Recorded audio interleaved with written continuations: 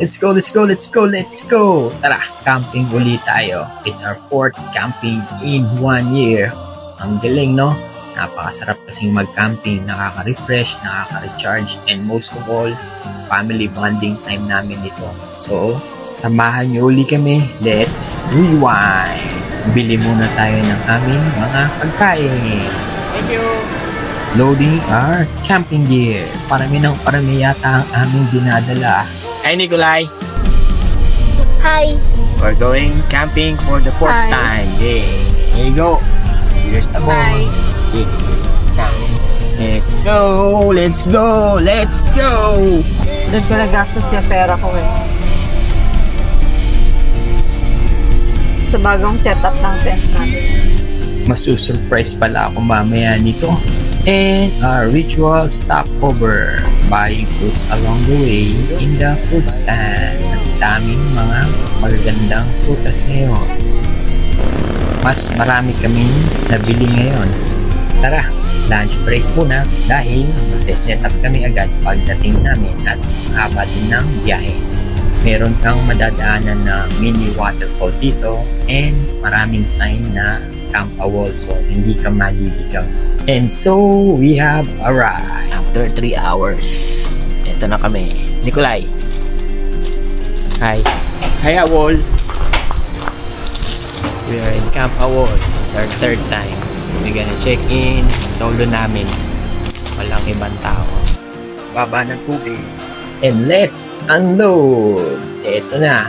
Dito ko na nahalata na parang iba yung tent namin dahil square type siya, hindi siya yung tunnel.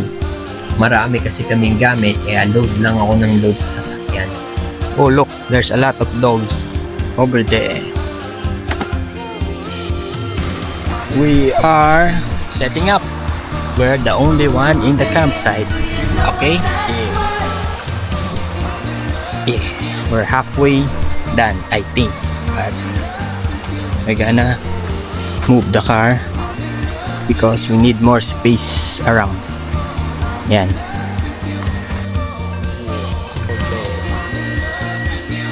And the young guy got hungry. So, snack time. Look at that river. Again, so nice. It's deeper this time. Meron din pala si Mrs. piniling extension. Black Dog naman ang brand nito para may extra storage area kami.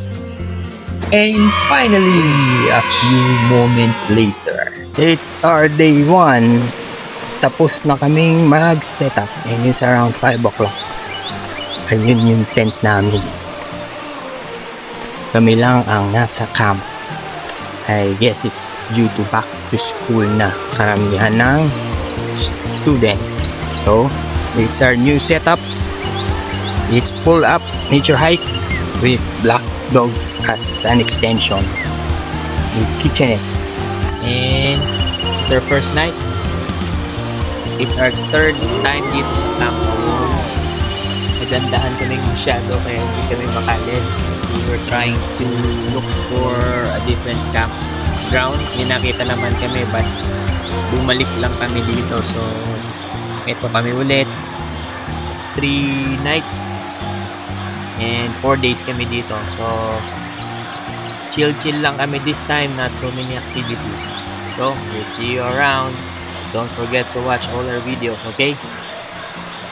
and since walang ibang tao, magsingit ako ng aking dance challenge. And si Mrs. ang trip naman niya ay fairy walk. Night shot. Riverside camping.